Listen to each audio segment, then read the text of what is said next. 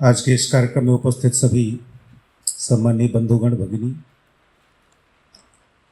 अभ्युदय के लोगों में नीचे आधा भारत है, ऊपर अभ्युदय है। पैनलिस्ट के हाथ में भारत माता का चित्र है। अभ्युदय किसका चाहिए? वो भारत का चाहिए। करेगा कौन? हम करेंगे।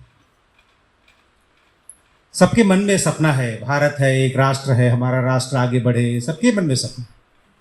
आज हम रात को सोकर सो जाएं और कल जब सुबह उठें तो जैसा 2047 का सपना है वो साकार होता हुआ दिखाई दे। कौन नहीं चाहता? सभी चाहते हैं। प्रॉब्लम कहाँ है? क्यों नहीं हो रहा है? करना तो चाहते, हो क्यों नहीं रहा है? आजादी के 75 साल से ज्यादा बीत गए, क्या नहीं चाहते थे? क्या कौन नहीं चाहता था? आज ही आप अभ्युदय सोच रहे हैं, अब तक लोग नहीं सोचते थे क्या? तो सोचते तो सभी रहते, बस एक थोड़ी लैकिंग थी। हो तो जाए पर मुझे कुछ करना ना पड़े। इसलिए हम प्रश्न तो पूछेंगे, समाधान नहीं बनना हमको। और ध्यान रखिए, जो समाज केवल प्रश्न पूछता है वह जीवन भर पीढ़ी दर पीढ़ी प्रश्नों में उलझता रह जाता है। समाधान बनना है। हम क्या कर सकते हैं? प्रॉब्लम्स इतने दिखाई दे रहे, उसका कारण कौन है? उस कारण को समझना पड़ेगा, उन कारणों का उत्तर ढूंढना पड़ेगा और ढूंढ करके उत्तर बनना पड़ेगा। 1947 में हम देश आजाद तो हुए, लेकिन आज जैसा हम सोच रहे हैं ऐसा हो नहीं पा रहा है। तो उसका कारण क्या है? 1857 के बाद जब यहाँ अंग्रेजों का शासन पूरी तरह से स्थापित हो गया तो उनका एक मंत्री था। उस मंत्री ने एक पुस्तक लिखी, पुस्तक का नाम है इंडिया। उस इंडिया नाम की पुस्तक में क्या लिखता है? There is not an India, never was an India. India not physically, politically, socially, religiously, not an entity, so no India. 1857 में एक तरफ भारत के लोग आजादी की लड़ाई लड़ रहे थे। जिस भारत के लिए लड़ रहे थे वो भारत एग्जिस्ट ही नहीं करता, ये बात हमको हमारा विदेशी आका बता रहा था। और दुर्भाग्य से यह चर्चा में ही नहीं है। प्रबुद्ध लोगों ने कभी इसको तो प्रश्न नहीं पूछा कभी कि तुम अंग्रेज आकर हमको ऐसे कैसे बता रहे हो। आज भी किसी ने नहीं पूछा। आज मतलब आज का कार्यक्रम नहीं, मतलब आज भी कोई नहीं पूछता। तो कारण कहां है? उस कारण को समझना पड़ेगा। उस समय जो पुस्तक लिखी गई थी, there is not an India, आज धीरे धीरे एग्जिस्ट होती दिख रही है। लोगों को भारत नहीं था ऐसा मान लिया तो भारत के प्रति प्रेम खत्म हो गया। तो जब भारत के प्रति प्रेम खत्म हो गया तो भारत का अभ्युदय की क्या जरूरत है? तो जब भारत ही नहीं है तो अभ्युदय की जरूरत क्या है? इसलिए हम सब अलग अलग खिचड़ी बन गए। इसलिए आज आप जैसे सब विद्वान लोग एकत्र होकर कह रहे हैं हमको कुछ करना पड़ेगा। 1857 से 2026 एक लंबी यात्रा है ये। जिस 1857 की हम बात कर रहे हैं, मैं रिसेंटली एक जगह था 10 मई को, अभी रिसेंट 10 मई को बहुत समाज के प्रमुख लोग थे। मैंने ऐसे पूछा, मैंने कहा आज 10 मई है, भारत के इतिहास में इसका कुछ महत्व है क्या? आश्चर्य हुआ। सामाजिक कार्यकर्ता थे सब, सामाजिक लोग। एक के पास भी उत्तर नहीं था कि आज 10 मई मतलब क्या है। तो जिस भारत के लिए एक तरफ कुछ लोग लड़ रहे थे, कौन लोग लड़ रहे थे? उत्तर से दक्षिण तक एक जैसे लोग लड़ रहे थे। एक तरफ यहां उत्तर में रानी लक्ष्मीबाई झांसी की रानी बनकर लड़ रही हैं, तो उधर रानी गाइदनल्यू भी लड़ रही है। रानी गाइदनल्यू जब उनको अंग्रेज पकड़ लेते हैं और बाद में जब वो छूट कर आती हैं, वो क्या लिखती हैं? 1932 में वो जेल में बंद हुई इम्फाल में। छूट के बाद कहती हैं, मैं उनके लिए एक जंगली जानवर की तरह थी। मेरे कमर में रस्सी बांध कर रखते थे जेल के भीतर। कभी हमको ये विचार करना पड़ेगा, वो जो रस्सी बांध कर रखते थे वो किसको मारना चाहते थे? और रानी गाइदनल्यू एक महिला को मारना चाह रहे थे। लक्ष्मीबाई को पकड़कर यातनाएं देने के लिए जो प्रयास हो वो कर रहे थे, तो वो क्या रानी लक्ष्मी मतलब एक कोई महिला को मार रहे थे? वास्तव में उनका प्रयास महिला को मारना नहीं था, उनका प्रयास उस भारत को मारना था जिस भारत के लिए ये लोग लड़ रहे थे। एक तरफ इधर चंद्रशेखर आजाद प्रयाग में अपने को संकल्प करते हैं, अंग्रेजों के हाथ में नहीं आऊंगा, गोली मार लूंगा। दूसरे तरफ तमिलनाडु में रहने वाले वंचिनाथन, उन्होंने भी तय किया था अंग्रेजों के हाथ नहीं आऊंगा। 1911 में उन्होंने अपने को गोली मार ली। एक जैसी घटनाएं क्यों हो रही हैं? दोनों का आपस में कोई संबंध नहीं है। गैदनलिव और लक्ष्मीबाई का संबंध नहीं है, वंचिनाथन और चंद्रशेखर आजाद का संबंध नहीं। संबंध है इनका संबंध जिस शब्द को कहते हैं वो शब्द का नाम भारत है। और इसलिए उस भारत को भुलाने का प्रयास हुआ, उस भारत को फिर से याद कर लेना है। भारत याद हो जाएगा तो अपने आप आगे बढ़ता चला जाएगा। कार्ल मार्क्स ने कहा है कि विभिन्न आक्रमणों के बाद यदि समाज की संस्कृति बची है तो इसका अर्थ है कि वो श्रेष्ठ है। आप देखिए दुनिया में जितने समाजों पर आक्रमण हुए, क्या उनकी संस्कृतियां बची हैं? क्या यूनान, मिस्र, रोमा सब मिट गए, जहां से सब चले गए। तो अगर भारत की संस्कृति 1000 वर्षों के आक्रमण के बाद बची है तो इसका मतलब यह श्रेष्ठ है। इसको गर्व से हमको सबके सामने स्वीकार करने की आवश्यकता है। अभी हम सब लोग चर्चा करते हैं और उस चर्चा में कभी कभी अपने हाँ यार ठीक है, बात ठीक है, लेकिन थोड़ा प्रोग्रेसिव लोग हैं, थोड़ा इनके पीछे जरा ये सब बातें मत करो। अरे क्यों मत करो भाई? जो मैं बात करने वाला हूं वो बात गलत है क्या? अगर गलत नहीं है तो लोग सामने बैठे कितने भी प्रोग्रेसिव होंगे तो क्या फर्क पड़ता है? क्या प्रोग्रेसिव होने का मतलब है सत्य को असत्य कर देना? ये प्रोग्रेसिव, ये ऐसा होता है क्या? लेकिन ऐसा होता है, ये व्यवहार में हम देखते हैं। अरे नहीं नहीं, इनके सामने ऐसी बात करना ठीक नहीं यार। इसलिए आज इन बातों को फिर से वापस समझने की आवश्यकता है। रविंद्रनाथ टैगोर ने एक पुस्तक लिखी जिसका नाम है स्वदेशी समाज। स्वदेशी समाज में वो लिखते हैं, हिंदू, बौद्ध, मुसलमान, ईसाई भारत की भूमि पर युद्ध करके मरेंगे नहीं। यहां वे सामंजस्य ढूंढ लेंगे और एक साथ ही रहेंगे। लेकिन यह भी ध्यान रहे, वह जो सामंजस्य होगा उसका जो टेक्स्ट होगा वो हिंदू होगा। और इसलिए रविंद्रनाथ टैगोर कोई दकियानूसी बात करने वाले तो नहीं थे। महर्षि अरविंद कोई सामान्य व्यक्ति तो नहीं थे। लेकिन वो सब अपने पूरे जीवन के चिंतन का निचोड़ बताते हैं कि यह जो भारत है ना, भारत, ये भारत मतलब क्या है? तो भारत की विशेषताएं हैं तो भारत है। और वह जो भारत की विशेषताएं हैं उसको कुछ भी आप कह लीजिए, लेकिन उस सब विशेषताओं को एक शब्द में नाम देना पड़ेगा, उसका नाम हिंदू है। आप इसको कहिए कि बहुत पिछड़ेपन की बात कर रहे हैं, बहुत दकियानूसी की बात कर रहे हैं, ये कह सकते हैं, लेकिन सत्य तो सत्य ही है। यह आज भी सत्य रहेगा और प्राचीन काल में भी सत्य ही था। इसलिए सबसे पहली आवश्यकता है इस सत्य को हम गर्व से स्वीकार करने वाले बन जाएं। अब दूसरी बात, आज की मेटेरियलिस्टिक दुनिया में हमको सोचना पड़ेगा कि दुनिया के सामने जो बड़ी बड़ी चुनौतियां आने वाली हैं, उन चुनौतियों का सॉल्यूशन कौन देने वाला है? किसके पास है सॉल्यूशन? किसी विद्वान ने लिखा, action without vision is just confusion, but vision without action is just imagination. तो दुनिया ऐसे घूम रही है आजकल। देखिए, कुछ लोग कर रहे हैं लेकिन क्या कर रहे हैं पता नहीं, कुछ लोग सोच तो रहे हैं लेकिन कर नहीं रहे हैं, इसलिए रिजल्ट नहीं है। और इसलिए उस विद्वान ने कहा, action with vision is transformation. तो हमको हमारा विजन तो स्पष्ट करना पड़ेगा। हमारा विजन मतलब हमको भारत बनाना। वो भारत मतलब कौन सा भारत? वो ऐसा ही भारत है। आज पूरे दुनिया भर में इस विजन का क्राइसिस दिख रहा है। इसीलिए दुनिया के सब प्रकार के लोग आगे बढ़ने के बाद, जिसके कहते हैं वो बहुत प्रगतिशील हुए, उसके बाद उनको प्रॉब्लम शुरू हो गई। जैसे टेक्नोलॉजी, इंटरटेनमेंट, डिजाइन, इसका जमाना आ गया। तो टेक्नोलॉजी, इंटरटेनमेंट, यानी कुछ भी करेंगे इंटरटेनमेंट के लिए करेंगे, डिजाइन करेंगे इंटरटेनमेंट के लिए करेंगे।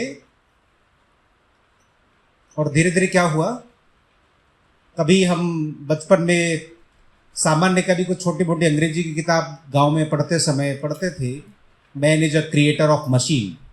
लेकिन आज क्या है? Man is fully controlled by the machine. क्योंकि जो टेक्नोलॉजी है वो इंटरटेनमेंट के साथ जुड़ गई। अभी वो टेक्नोलॉजी लोगों के सॉल्यूशन के लिए नहीं है। और धीरे धीरे आज पूरा समाज, हम सब लोग भी उसके आदी हो ही गए हैं। कौन से रेस्टोरेंट में जाना है ये कौन डिसाइड कर रहा है? हमारा एक्सपीरियंस डिसाइड नहीं कर रहा है? हमारा ब्राउजर डिसाइड कर रहा है। कौन सा कपड़ा पहनना है, कौन सा ब्रांड लेना, कौन डिसाइड कर रहा है? तो क्या आज मनुष्य कंट्रोल नहीं है पूरी तरह से मशीन को? इस कंट्रोल से ये एक बड़ा चैलेंज है ये। और ये चैलेंज कितना बड़ा हो गया कि कॉलेज में पढ़ने वाला बच्चा गेम खेलते खेलते सुसाइड कर ले रहा है, कर नहीं रहा है। उस गेम में क्या रियलिटी है? कोई रियलिटी नहीं है, पूरी इमेजिनेशन है। लेकिन पूरी इमेजिनेशन उसको इस हद तक पागल कर देती है कि वो मर जाता है, क्योंकि वो टेक्नोलॉजी और इंटरटेनमेंट के इतने जाल में फंस गया। वहां से उसको निकालना पड़ेगा। निकाल कर लाएगा कौन? तो दो प्रकार का विचार है, एक भौतिक विचार है और एक आध्यात्मिक विचार है। भौतिकता की चिंता दुनिया के सब लोग कर रहे हैं, लेकिन आध्यात्म की चिंता कौन करेगा? यह जो आपका शरीर बैठा है, क्या मैं आपके शरीर से बात कर रहा हूं? यदि मैं आपके शरीर से बात कर रहा हूं तो क्या उसका कोई परिणाम आने वाला है? अभी कोई बता रहे थे कि हम बैठे तो यहां हैं लेकिन कहीं मन बाजार में रहता है, तो बात तो शरीर से कर रहे होते हैं। इसका उत्तर दुनिया में किसी के पास नहीं है बंधुओं। अगर कोई उत्तर है तो भारत के पास है कि यह जो शरीर है यह केवल शरीर नहीं है, इसके भीतर बैठा हुआ एक तत्व है। उस तत्व को समझना है, वही सबसे बड़ा ज्ञान है। इसलिए हमारे कहा अप दीपो भवः, स्वयं को प्रकाशित कर रही है। वो प्रकाशित करने का वातावरण आज अगर कोई दुनिया को दे सकता है तो हम ही दे सकते हैं, कोई और नहीं दे सकता।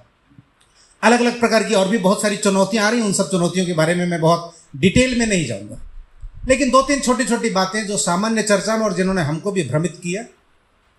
तो हमारा देश लूटा जा रहा था, यूरोपियंस का शासन था यहाँ। कुछ रिसर्च स्कॉलर्स तो कहते हैं, और अर्थशास्त्र के तो बहुत विद्वान लोग यहाँ हैं, वो ज़्यादा बताएंगे उसकी रिसर्च करके, कि फर्स्ट वर्ल्ड वॉर तक इंग्लैंड भारत से इतना पैसा ले जा चुका था जो आज के भारत के बजट का कई गुना ज़्यादा है। आज के बजट का, उस समय का नहीं। और जबकि दूसरा सत्य यह भी है कि जब अंग्रेज भारत आए थे तब दुनिया की इकोनॉमी में, दुनिया की ट्रेड में भारत 1/4 का पार्टनर हुआ करता था, और जब वो गए तब हम 1% के भी पार्टनर नहीं बचे। तो 200 साल तक तो हमको लूटा तो गया आर्थिक उन्नति के नाम पर।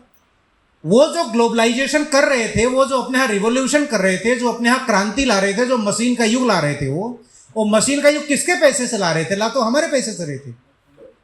लेकिन उस मशीन का युग आने के बाद भी उनको शांति नहीं मिली है, और इसलिए अब वो फिर से इस लक्ष्य, इस प्रयास में है कि हमको फिर से शांति मिले। उस मशीन के युग ने उनके बीच में अलग अलग प्रकार के कॉन्सेप्ट्स पैदा कर दिए। मशीन से सामान बना, तो अब सामान बेचना है तो बेचेंगे, कहां बेचेंगे? तो बेचने के लिए बाजार जाना पड़ेगा। तो बाजार जाने में उन्होंने कहा कि हम ग्लोबलाइजेशन करेंगे, और फिर उन्होंने कहा दिया I am a global citizen, क्योंकि मुझे मेरा बाजार चाहिए और इसलिए मैं ग्लोबल सिटीजन हूं, मैं अपना माल दुनिया में कहीं भी बेचूंगा। जब उन्होंने करना शुरू किया तो दुनिया के अलग अलग देशों में इसको लेकर के समस्याएं हुई, और वो चाहे कम्युनिज्म की बात करने वाले हो, सोशलिज्म की बात करने वाले हो, लेकिन अंततोगत्वा सबने नेशनलिज्म की बात शुरू कर दी। वो चाहे रशिया हो और चाहे अमेरिका हो, सब कहते हैं ना अमेरिका फर्स्ट। क्या है ये नेशनलिज्म नहीं तो और क्या है? रशिया फर्स्ट है, नेशनलिज्म नहीं तो और क्या है? यूक्रेन खत्म हो जाए भले, लेकिन हमारा रशिया मजबूत रहना चाहिए। तो कहां गया उनका समाजवाद, कहां गया उनका साम्यवाद, कहां खत्म हो गया सब? अब जब ये आ गया तो उन्होंने फिर एक लाइन और जोड़ दी, I am a global citizen and nationalism is anti global, so I am anti national. अपने लिए तो नेशनलिज्म, अपने लिए तो नेशनलिस्ट हैं, लेकिन हमको क्या सिखाया कि हमको एंटी नेशनलिस्ट बनना चाहिए। परिणाम क्या है? आज हम चर्चा कर रहे हैं भारत के मूल्यों की। भारत कहां है? हमको यह सोचना तो पड़ेगा। चर्चा हुई रिलीजन है, धर्म है। आप सब तो बहुत सब विद्वान लोग हैं, भाषा के विद्वान हैं सब आप। क्या रिलीजन धर्म है क्या? स्वामी विवेकानंद ने तो कहा Hindu is a parliament of religions. हमारे विद्वानों कहते हैं कि रिलीजन ये तो आपका टूथब्रश है। आपके घर में 4 लोग हैं ना, चारों का 4 रिलीजन हो सकता है। एक गणेश की पूजा करता है, एक शंकर की करता है, एक किसी की नहीं करता, वो आर्य समाजी है, केवल वेद को मानता है। 4 रिलीजन हो गए, लेकिन सबका धर्म तो एक ही है। परिवार में रहने का एक धर्म है, एक जूते चप्पल बाहर उतार के आना ये धर्म है। भोजन करते समय भोजन का अन्न नहीं छोड़ना ये धर्म है। तो रिलीजन अलग अलग हो सकते हैं, लेकिन धर्म तो अलग अलग नहीं हो सकता। उस धर्म की व्याख्या हमको स्पष्ट करनी पड़ेगी। उस धर्म की व्याख्या में राष्ट्र धर्म से लेकर मानव धर्म तक सारे धर्म आ जाते हैं। सब समस्याओं का समाधान है। हमको धर्म से डरकर भागने की जरूरत नहीं है, बल्कि धर्म को सही मायने में उसको एक्सप्लेन करने की जरूरत है। कैसे धर्म हमारे रोजमर्रा के जीवन से जुड़ा हुआ है वो आज हमको समझाने की जरूरत है। बंधुओं, एक बड़े विद्वान हैं, कुछ समय पहले आईआईटी बॉम्बे में उनका भाषण चल रहा था, राम पुनिया, आपने नाम सुना होगा ना? कितना बड़ा दुर्भाग्य है ना भारत में हम किसको विद्वान कह रहे हैं। लेकिन ये सौभाग्य भी है कि भारत इतना टॉलरेट करता है कि हम ऐसे लोगों को भी विद्वान कहते हैं। इतने टॉलरेट करने वाले हम हैं। वो क्या बता रहे थे, ये सोमनाथ का मंदिर किसने तोड़ा? गजनी ने। तो गजनी को अगर मंदिर ही तोड़ना था तो वहां से इतनी दूर क्यों आया? रास्ते में सैकड़ों मंदिर मिले, वही तोड़ के चला जाता ना, यहां क्यों आया वो? आगे क्या बता रहे हैं? स्टूडेंट्स के साथ टॉक है, स्टूडेंट यूट्यूब पर आप लोग देख लीजिएगा, स्टूडेंट्स के टॉक। आगे क्या कहते हैं देखो, उसकी सेना में कई लोग थे जो हिंदू भी थे। वो आए, उन्होंने यहां लड़ाई की, तो लड़ाई हुई यहां के राजा से वहां के राजा की, दो राजाओं की लड़ाई हुई। तो इसमें मंदिर और धर्म का क्या मतलब है? जबकि अभी हम जानते हैं 2 दिन पहले ही एक हाईकोर्ट ने निर्णय दिया है कि भोजशाला का मंदिर वो मंदिर ही है। यानी आज संविधान, अब ये तो नहीं कह सकते कि जो हमारा न्यायालय है वो संविधान के अलग जाकर निर्णय कर रहा है। भारतीय संविधान के प्रकाश में न्यायालय भी निर्णय कर रहा है कि ये जो भवन है ये मंदिर ही था। यानी सबको पता, दुनिया को पूरे पता है कि मुगल आक्रांता आए थे, भारत के मंदिर तोड़े थे। राम पुनिया जैसे विद्वान को यह बात नहीं पता। कितना आश्चर्य नहीं है? और भारत के सबसे बड़े शिक्षा संस्थान में खड़े होकर भाषण दे रहे हैं। आजादी के 75 वर्ष हुए तो अपने परम पूजनीय सरसंघ चालक जी ने एक विषय कहा कि हम स्वाधीनता से स्वतंत्रता की यात्रा कर रहे हैं। स्वाधीनता से स्वतंत्रता की यात्रा 1947, 15 अगस्त 1947 हम स्वाधीन हो गए। अब हम स्वतंत्र होने की दिशा में आगे चल रहे हैं, क्योंकि अभी हमारे तंत्र सब अपने नहीं हैं। डिफेंस का सारा सिस्टम हमारा नहीं है, एजुकेशन का सारा सिस्टम हमारा नहीं है, सोचने के जैसे वैल्यूज की बात हुई सारा सिस्टम हमारा नहीं है। इसलिए स्वतंत्र नहीं, स्वाधीनता से स्वतंत्रता की ओर चल रहे हैं, ऐसा उन्होंने कहा। ठीक, राम पुनिया अपने लोगों को क्या एक्सप्लेन कर रहे हैं? क्या 15 अगस्त 1947 को देश स्वतंत्र नहीं हुआ? क्या स्वाधीनता और स्वतंत्रता में कोई अंतर नहीं है? इसलिए वह जो स्वाधीनता से स्वतंत्रता की यात्रा है उसमें यह सब काम है जो हम लोग अभी कर रहे हैं। सोमनाथ मंदिर से संबंधित एक प्रसंग मैं और बताता हूं आपको। सोमनाथ मंदिर का जब उद्घाटन हो रहा था तो उस समय के राष्ट्रपति गए। उद्घाटन में उन्होंने कहा कि सोमनाथ का मंदिर या भारत के वैभव का प्रतीक है। हम दुनिया में व्यापार करते थे, दुनिया से सोना आता था, वो सोना भारत के इस तरह के मंदिरों में होता था, तो उसका प्रतीक है। दोबारा कब आएगा भारत का वैभव? तो कहते हैं जब भारत का एक्सपोर्ट बढ़ जाएगा, इंपोर्ट घट जाएगा, तब फिर से दुनिया का सोना भारत में आना शुरू हो जाएगा। ठीक, आश्चर्य की बात है और अच्छी बात भी है। लास्ट अभी अप्रैल गया, अप्रैल 2026 जो एक महीना है, इस महीने में भारत का जो एक्सपोर्ट है वो 80 बिलियन डॉलर है और भारत का जो इंपोर्ट है वो 88 बिलियन डॉलर है। मतलब लगभग हम आज धीरे धीरे ऐसी स्थिति में पहुंचने की कोशिश हम कर रहे हैं और उसका परिणाम भी दिख रहा है कि भारत आर्थिक रूप से भी वैभव संपन्न हो रहा है। तो देश की आजादी के बाद भारत के पहले राष्ट्रपति ने सोमनाथ मंदिर के ध्वजा को भारत की आर्थिक उन्नति के साथ जोड़ा था। तो क्या वो दकियानुस थे? क्या उनको जानकारी नहीं थी? क्या उन लोगों ने भारत के लिए गलत परंपरा रखी? इसलिए आज इन विषयों पर हमको बहुत खुलकर समाज के सामने इन विषयों की चर्चा करने की आवश्यकता है। करेंगे कैसे? तो मेरा आग्रह है अपने अपने कैंपस में कुछ अच्छे स्टूडेंट्स का सिलेक्शन करिए। अच्छे स्टूडेंट्स, उनको अभ्युदय की टीम में ले आइए। उनके अंदर थोड़ा लीडरशिप थोड़ी डेवलप करिए। अच्छा, हर एक स्टूडेंट अच्छे होते हैं, कोई खराब नहीं होते, ऐसा नहीं है, सब अच्छे ही होते हैं। लेकिन फिर भी हमको शुरुआत करने के लिए कुछ अच्छे तो रॉ मटेरियल चाहिए। यानी हम मॉडल्स कैसा देना चाह रहे हैं। हमारे कॉलेज का अभ्युदय का ग्रुप है, लेकिन उस अभ्युदय के ग्रुप में ऐसे स्टूडेंट्स हैं जो हर साल उनकी बैक लगती है। ऐसे स्टूडेंट नहीं चाहिए, ठीक है ना?